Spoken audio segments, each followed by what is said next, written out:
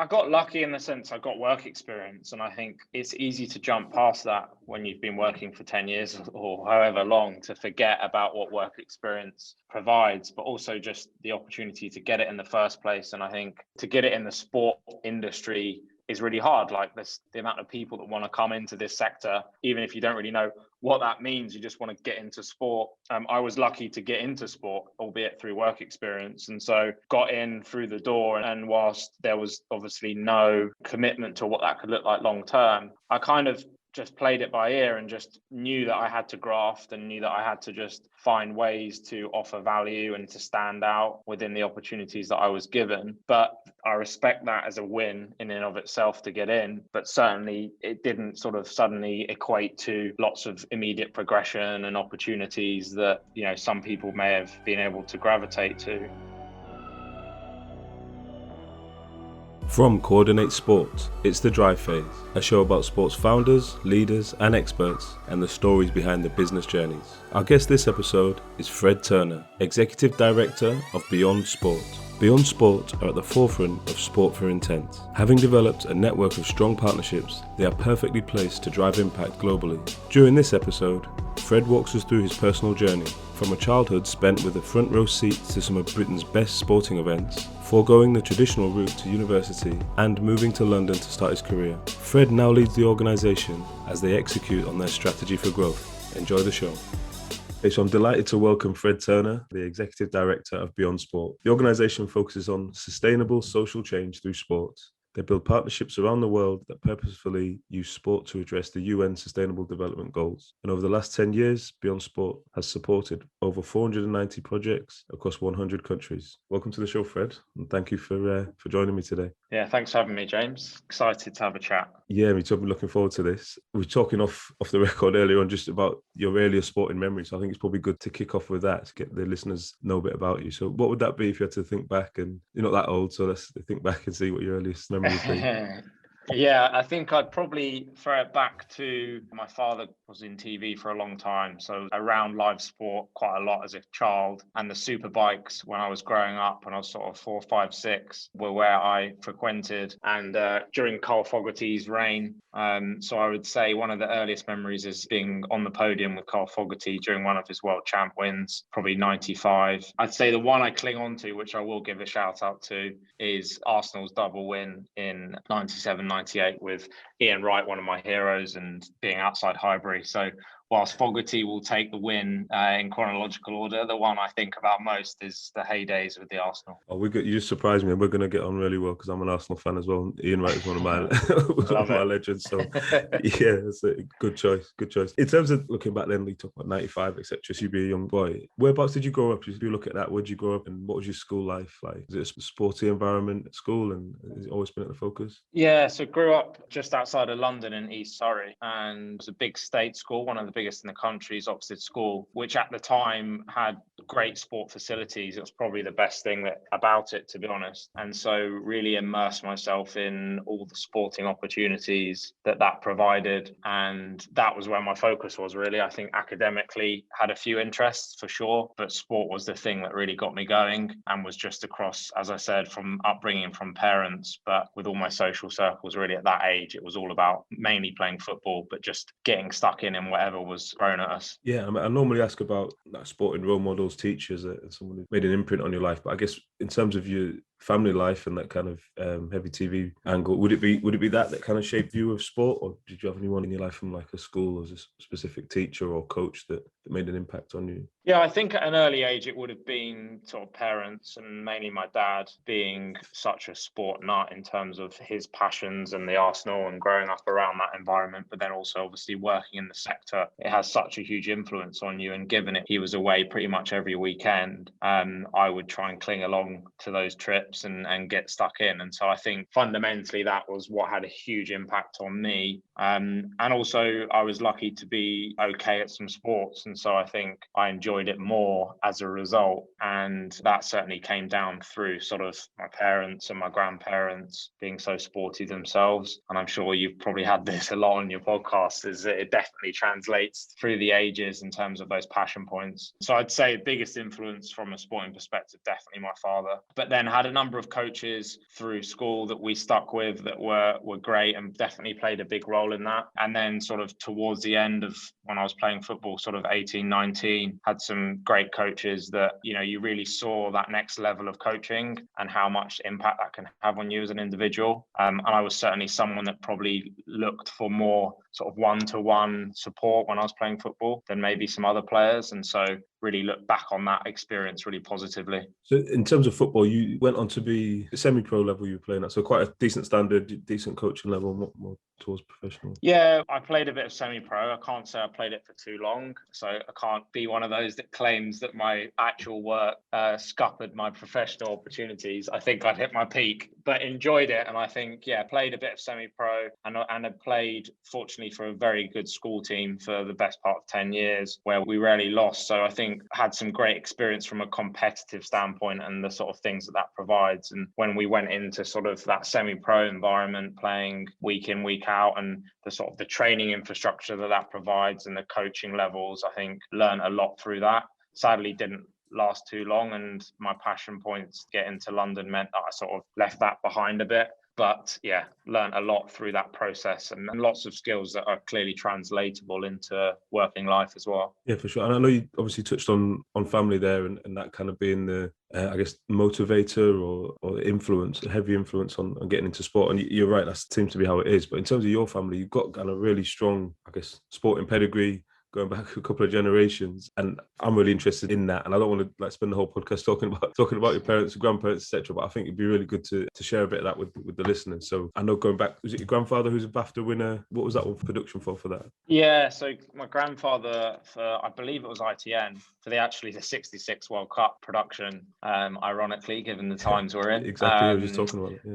Yeah, so there's that pedigree there, and then my dad, fortunately as well, got a BAFTA in '97 for rugby production as well. So got a lot of sort of live television pedigree within the family, and my brother's taken that strand on into his career as a freelancer.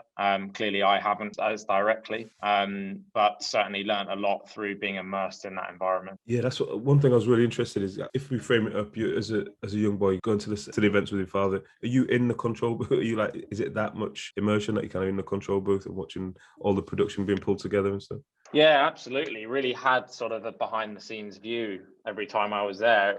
It was really interesting, and I always remember taking the odd friend in, and how sort of surprising, and I'm sure you've had a glimpse into it as well. But it really is sort of such an infrastructure behind how television gets made, and certainly even more so how live sport gets made. And so being able to sort of see all the elements and obviously practically understand the level of work that it takes and the skills and just the sheer amount of people it takes to deliver a live TV production of scale was quite fascinating. And obviously, just on a very simplistic level, being behind the scenes and getting to meet so many great people with such diverse skill sets was pretty amazing as well. Obviously, everyone thinks of directors, producers, cameramen, but there's so much more to it, and certainly was able to learn a lot about that growing up. Obviously, you've got the front row seat on a lot of these events yourself growing up, so I guess front row seats that most kids would dream of, right, to see these events at first hand. Do you think that's kind of shaped your view of sport? Is it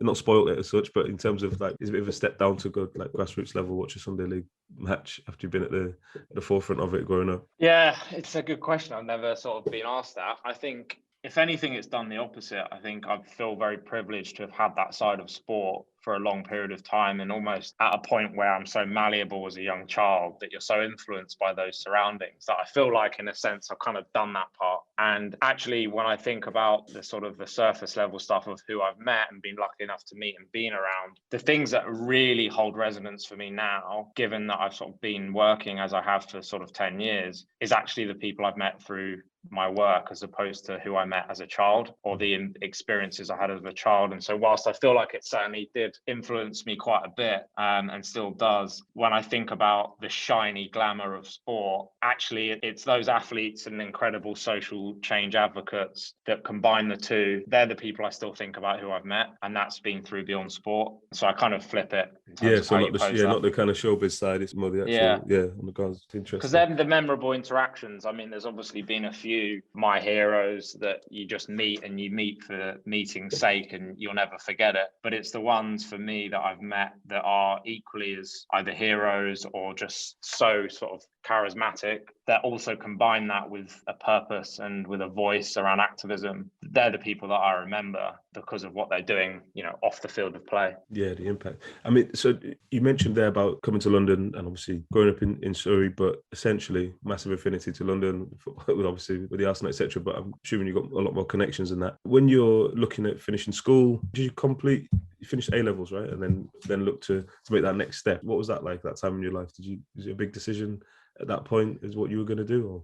I guess at the time it didn't feel like a big decision. I think I'd sort of decided that having the upbringing that I had, whilst I was clearly had a privileged upbringing, I felt a burning desire to be independent and to find my own way. And part of that was practically moving out and just immersing myself in an independent world, whether that's work and living, etc., and social circles. But also, my grandparents were Liverpudlian and Cockneys, and I was fundamentally felt like more of a working class person. And so what I wanted to do is just get out there and see what happened, and had no idea where that was going to go. And so that was kind of, my head was set on there. And whilst there were certain things from school and from an academic perspective that I did find interesting, really they were about learning about history and cultures away from the sports stuff. So, I felt like I could find hopefully a career or at least some opportunities that would provide that alongside work, as opposed to it being a passion to go to university.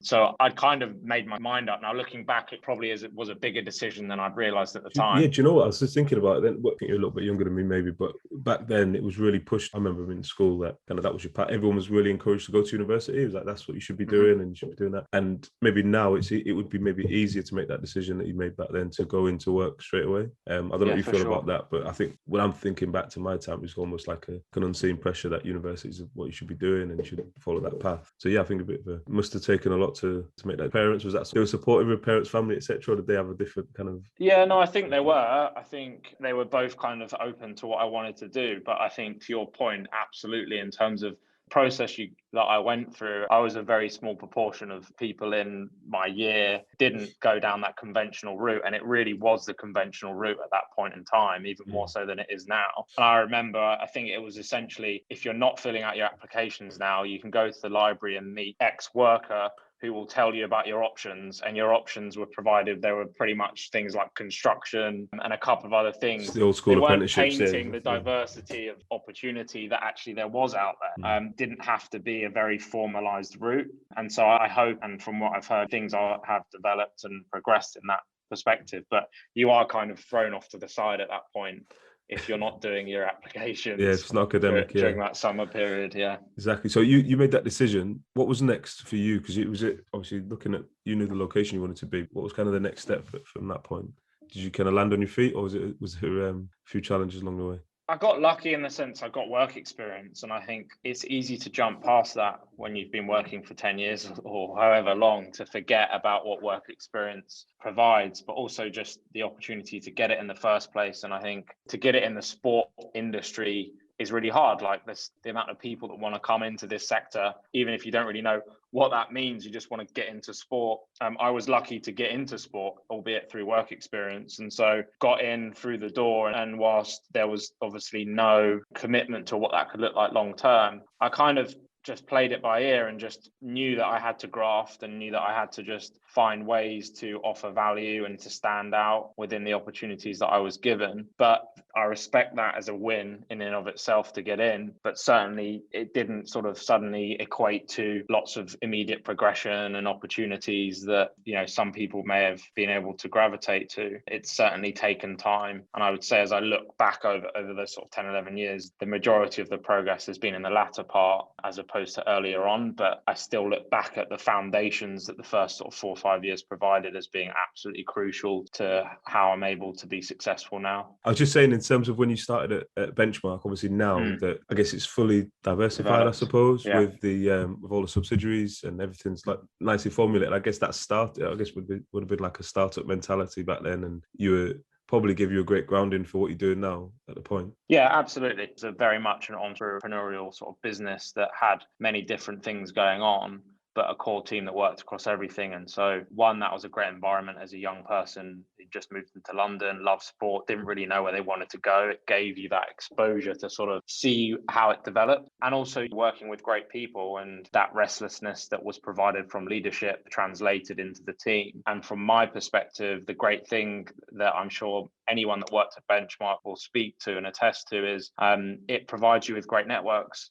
It's a networking business at its very core, about connecting people together, and really that enabled you and to really sort of venture out and to have new conversations. And that was something I was really hungry for. And so as someone that had no idea where I wanted to be, but wanted to be in sport, which is the ultimate cliche, it helped me understand the sector, know what was happening, really understand what the sports sector meant, and think about where my actual passion points were. And on a practical level, Benchmark was delivering amazing events around the world.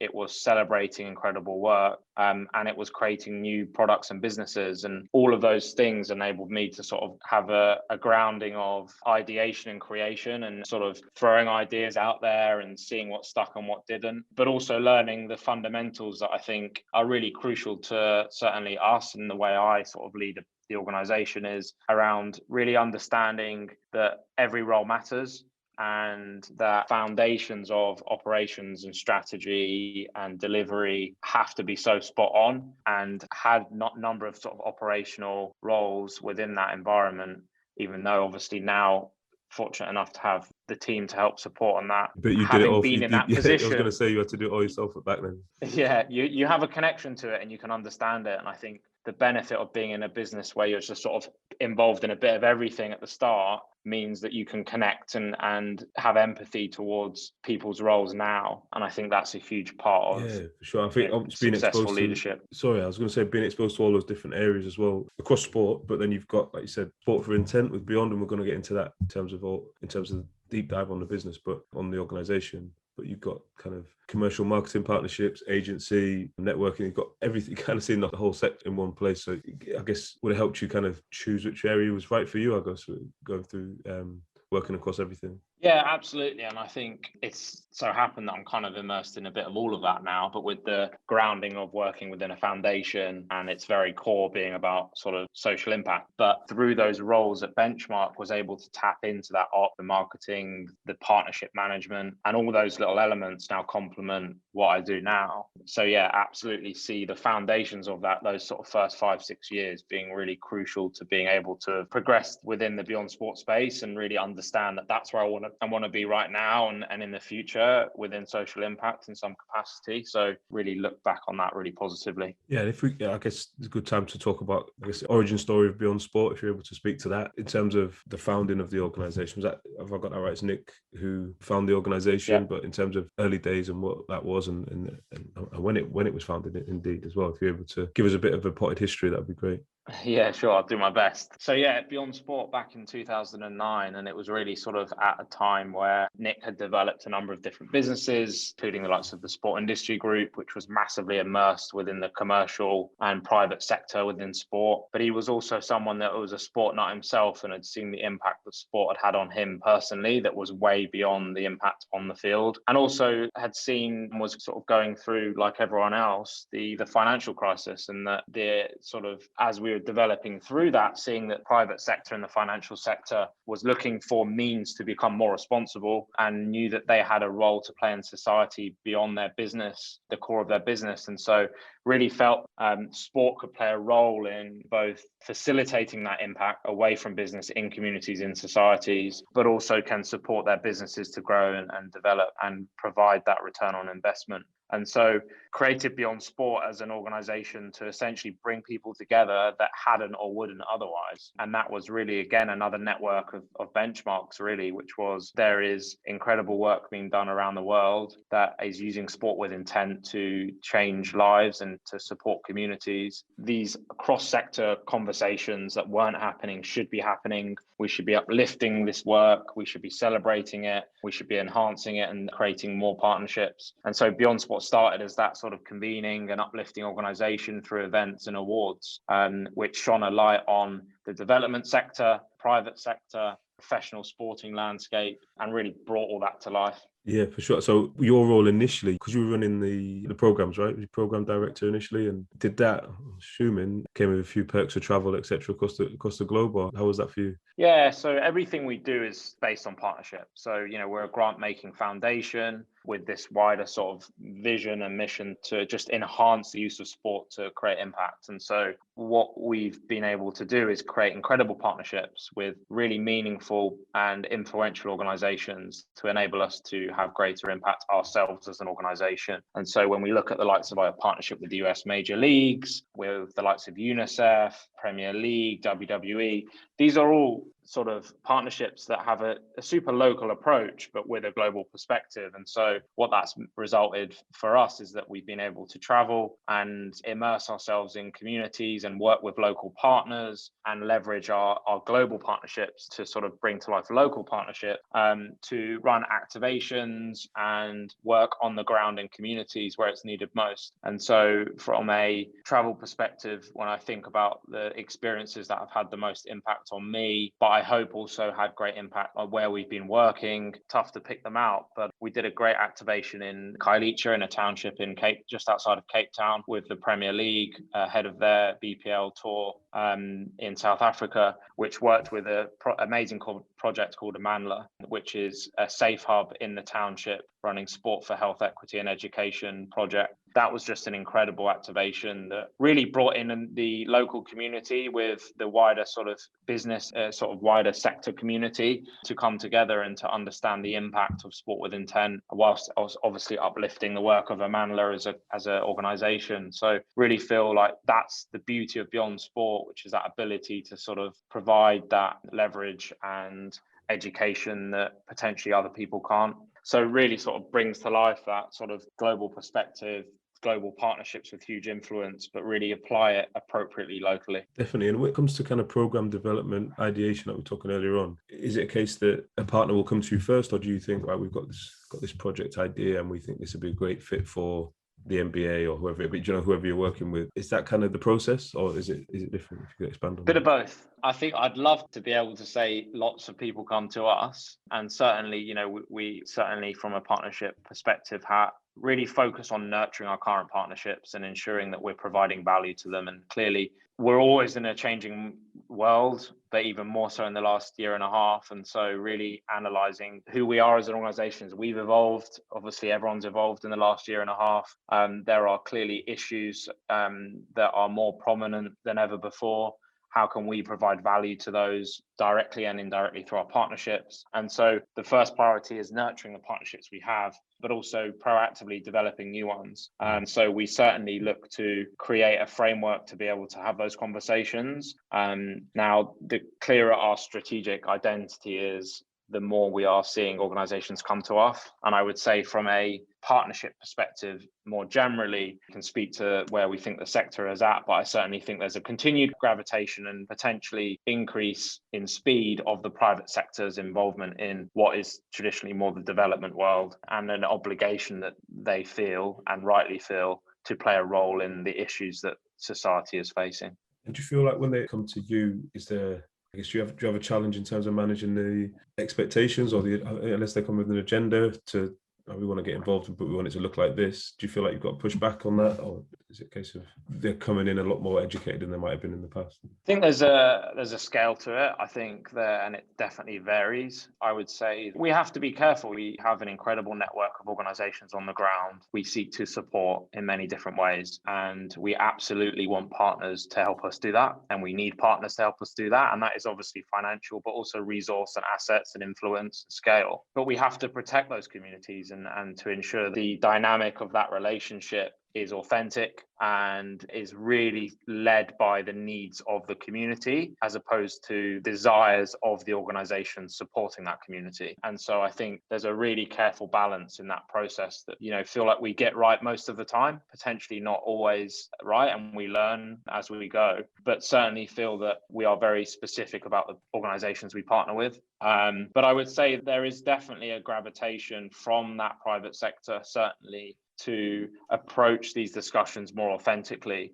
And I think fundamentally that has been led by a business drive, which is an understanding that your consumers, your fans, your stakeholders have demands for you to be more than just a business and to support your communities authentically. And so that's absolutely fine, because we want this to be sustainable. We want our partnerships to be sustainable. We want businesses to see returns on their business through these partnerships. So we encourage that, but it's really about understanding that whatever partnerships we create, whoever we want to support, is led by the needs of the communities we're talking about and engaging with, and then combine that with clearly some needs of the businesses that are supporting them and the assets and storytelling and employee engagement that they want to get through those partnerships. Yeah, definitely. I think authenticity now is a lot more valued by the consumers, I feel like, and I think they probably see through partnerships that aren't as authentic as well. So yeah, definitely a good place to focus on. I mean, from yourself, I don't know exactly how old you are, but you seem like a young CEO. What's the challenge been for you in terms of taking on the role? I know it might be business development, might be a bit more inbound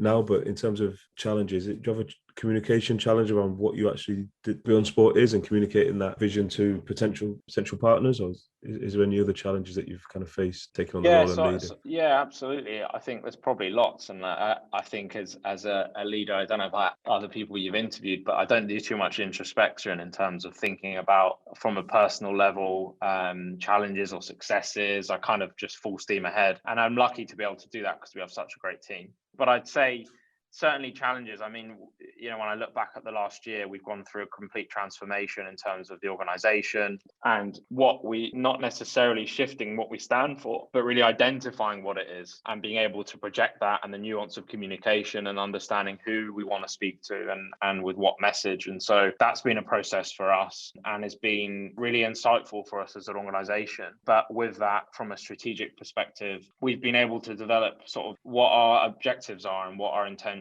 are and who we want to work with and how we want to work with people. And also, we're in a crowded space from a of social impact perspective. And whilst we feel like we've been doing this for quite some time, people catch up quickly. And we want to make sure that we encourage that. We certainly want collaboration. There's greater impact if things are done authentically through collective collaboration, but we need to stand out and to find our identity as an innovator and an innovative supporter.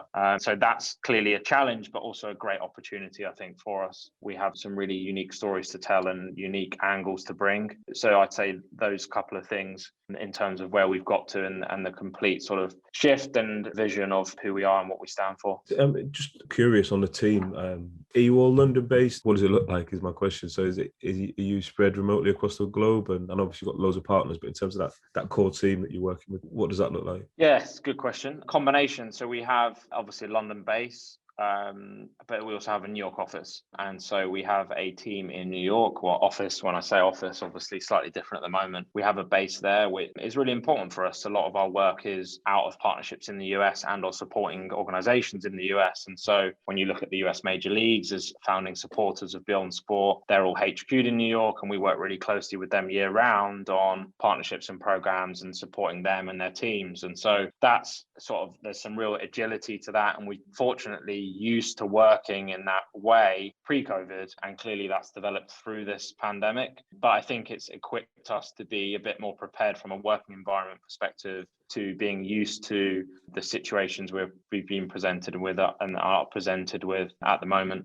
And I guess operationally, I know we mentioned COVID there, but on a day-to-day basis, like what are the kind of recurring challenges that you face operationally, like leading this obviously global organization with so many partners? Yeah, I think there's probably a reoccurring piece of any foundation, which is you are always a lean team, and potentially, like others, probably more hand to mouth than you'd want to be. And I think certainly for us, creating and revising our identity and our purpose is a gravitation to getting potentially more away from that model. And I think the challenge that we've got is both, when you're working globally, there's the practicalities of time zones and cultures that you have to be cognizant of and empathetic to in terms of how you operate and the pace in which you operate and the communication lines. And so it's not necessarily a challenge, it's just the thing that we have to be cognizant of and be agile too. And I think we're lucky again that in some ways a lean team enables us to be more agile. But then I also just feel on a personal level very lucky to be always surrounded by people that are so passionate about what we do. And I think when you look at the development sector, you know, it's rare you find bad eggs, because people are there because they really care. And I think that plays a huge role in the demands of potentially flexing work and overworking sometimes and committing more than we probably should. But it's never really in question for us. Like, we're going to do it because we care. And in terms of those, obviously a lot of distance travel since 2009 and when things started. But what would be some of the, I guess, major setbacks and things like that you've had to overcome? I know COVID would be a huge one. Is there any other projects that maybe didn't succeed as you'd wanted them to, or maybe didn't quite hit the objective that you set out? Yeah, I mean, you know, we see ourselves as innovative funder. So we see ourselves as looking at the ways in which to support projects on the ground in different ways. And so the way in which broadly we do that is through, yes, identifying how funding can be most impactful for a project, but also what other challenges and needs and gaps they have as an organization and how we can support them, whether that's strategy around marketing, programming,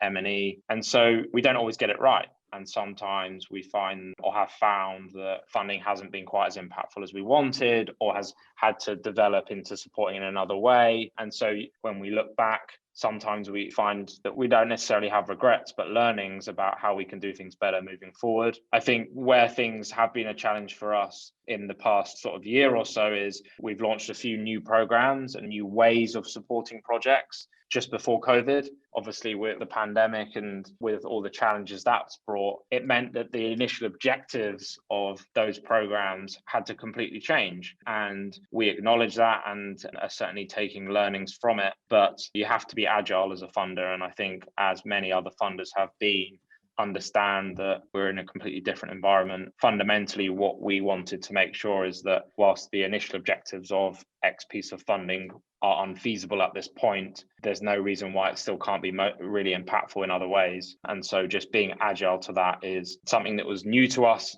like everyone else, but you sort of just have to reframe how it's applied. Yeah, well, for us, obviously, myself, I'm always interested in data, digital transformation, etc. I'm just really curious about how you essentially manage or use data to kind of to make decisions, justify decisions that you're making, or set strategy. Have you got a policy around data or digital transformation across your network partners? Yeah, so fundamentally, a lot of what we're grounded in is that global network that we have. And so an understanding of organizations around the world that are applying sport to an issue, how they're doing it, why they're doing it, the impact that it's having, who they're partnered with, specifically the beneficiaries, all those types of sort of mechanisms, and understanding of what that means. And so really that's so crucial to us, because it educates us, keeps us with a fresh knowledge of where sport is being applied impactfully, where it isn't so impactful, the challenges that organizations are facing, but also crucially where the gaps are. And so as we've seen the evolution of the sport for development sector in the last 10 years, we're able to really identify where those gaps are. And so that insight from a data perspective is absolutely crucial and massively influences and helps keep us in touch with the way in which we can be most impactful, but then on a broader scale, how we can advocate for others to be impactful. We are absolutely of the mindset, if we are influencing an organization or working with an organization, we want to be filling gaps. We don't want to be fighting for the same piece of work. And so we really want to influence through that data set what we're able to do. And then in terms of how it influences in many other ways, I think the M&E that we put in place on our programs clearly is very important for us. But we also do a lot of work externally to understand more broadly what research is being done in the sector, and further afield what research is being done just in the sport sector, which is gravitating towards our world a bit more as we go through the last 6 months in and of itself, and really take a look at what we're seeing around consumers and the shift of consumers and various data points in that perspective to understand how we can be supportive and to bring something unique to address those challenges. And so there's a combination of how we sort of use data to influence what we're doing. And then also retrospectively, really importantly, as we look at, much to your previous point, areas of challenges after a project takes place and what that can provide us in terms of insights moving forward. And so when I look back at the Sport for Good Response Fund that we launched last year, year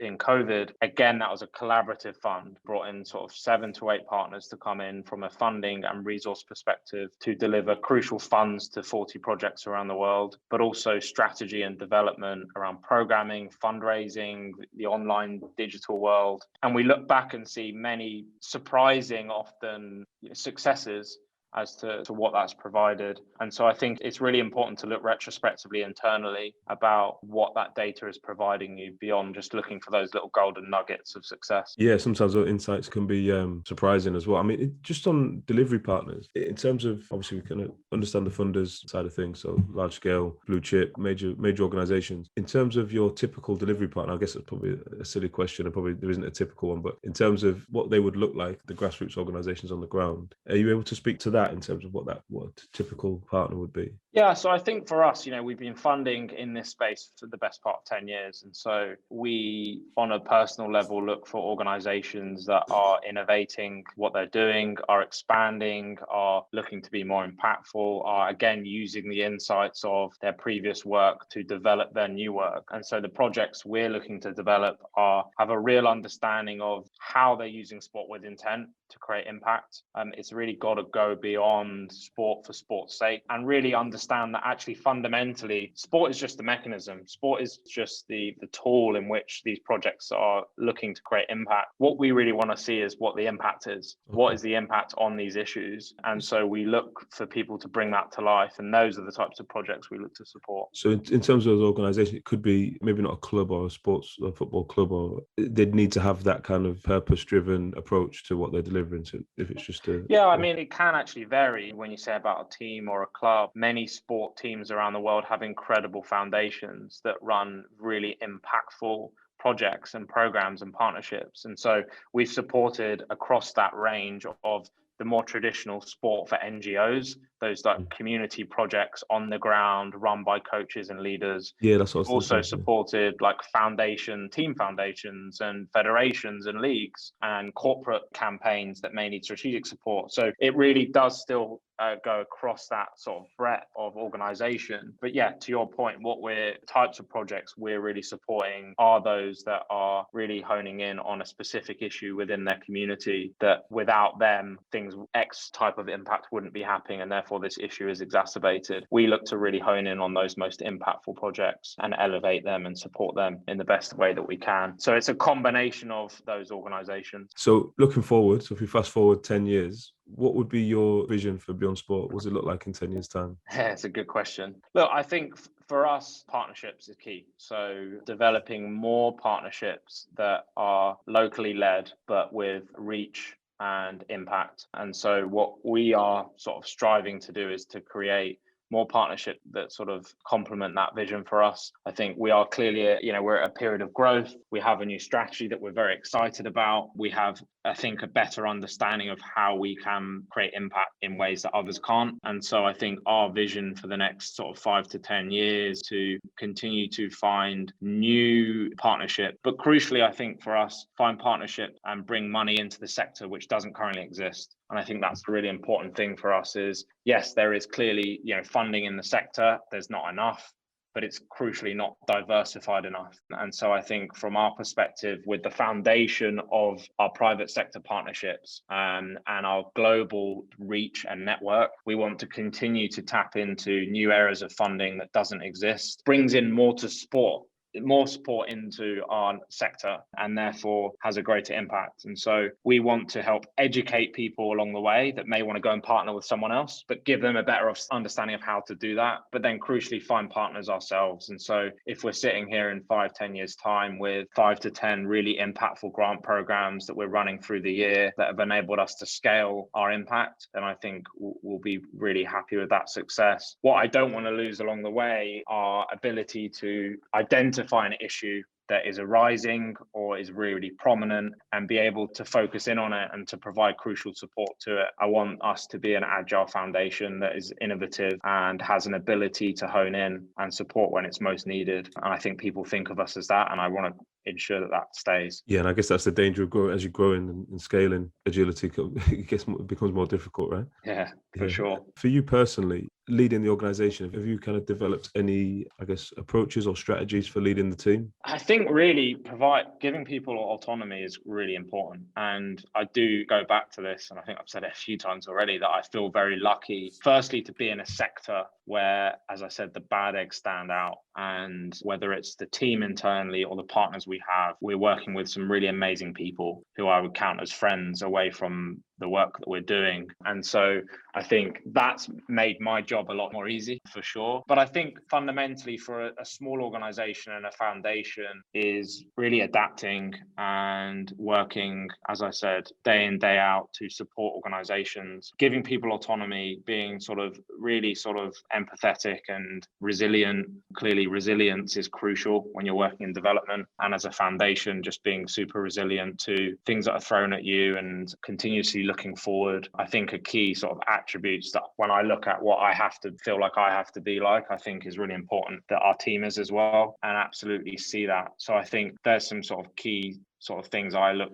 in myself to ensure that I'm providing, and therefore I feel like that translates within the team environment that we have. And clearly the challenge of international team is always there, but we're able to find connections in other ways, and we're kind of used to that in a way. So I think we were a step ahead of the last year and a half. Yeah, for sure. It's really clear that it comes across that you really trust the team. You've got a great team in place and you trust them. And obviously it's difficult not to empower them if they're across the pond. It's hard to, I guess it's hard to micromanage someone if they're in the US and you're in the UK. But yeah, it's definitely clear that you've got a great team and you trust them wholeheartedly. What we tend to do is look at these questions a bit more personal, and they're brushed around your approach to leadership and work, or being a CEO leading a global business. Do you put in place any routines to keep yourself, I guess, performing at a high level? Anything you do like routinely? The most routine I would have is sport and exercise, in terms of I've always been very cognizant of what that provides to my mental well-being. And I find that if I'm connected to that in a very clear way and really know where I'm at on that scale, that I perform much better. And I think that clearly translates to how I'm able to not just do my job practically, but then think more externally about how I lead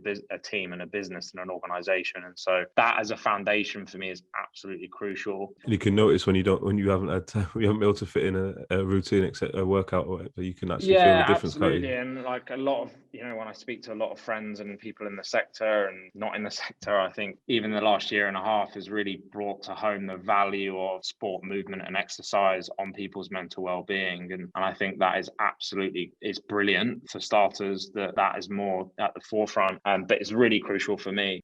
Practically, again, like from a process perspective, just compartmentalizing how I operate is really important for me. Obviously, as a ED, you're balancing a lot of different things and sort of trying to juggle a lot of different stuff. So ability to sort of look at things in isolation whilst having the context of the bigger picture is really important. And I always look at, dropping quotes in here, but I always think about like different things to keep me connected. And the Confucius quote of the man who moves a mountain begins by carrying small stones. I feel like I do that a lot. I think it makes the bigger picture seem a lot less complicated. And so I think that's something for me is what I think about and sort of reiterate to myself. And then also really importantly is just having people around you, I find, that are soundboards.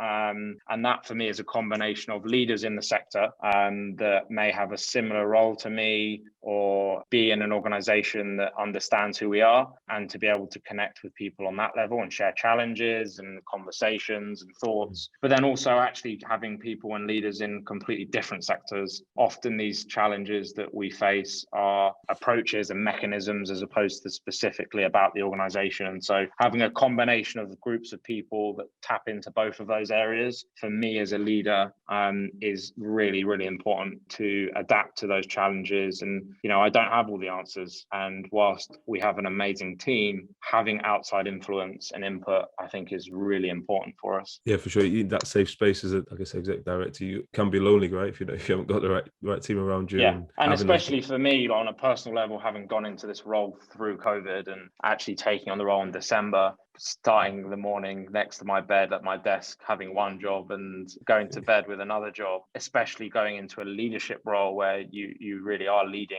an organization, that is a challenge and was a challenge, and it still is a challenge. And I think you have to be honest and identify and do that introspection of to where the gaps are and not be critical necessarily, but go, I understand these gaps. How do I go about sort of proactively addressing them? And so certainly that is a journey that I'm on. Yeah, for sure. But I think it's identifying is the key. Yeah, definitely. Like I said, I think it's what we're trying to do with the podcast is always bring those insights and let everyone know. Everyone has the same problems. They just might be wrapped up slightly differently, but generally leading an organization is similar, or someone's had those experiences in the past. Final question for me. It's more of a reflection. I know you said you don't reflect very often. If you could go back to when you, maybe for yourself, when you were leaving school or when you're starting out in your career, if you could go back and give yourself a piece of advice, just in the time machine, go back and speak to young Fred, what would that piece of advice be? That's a good question. Great question.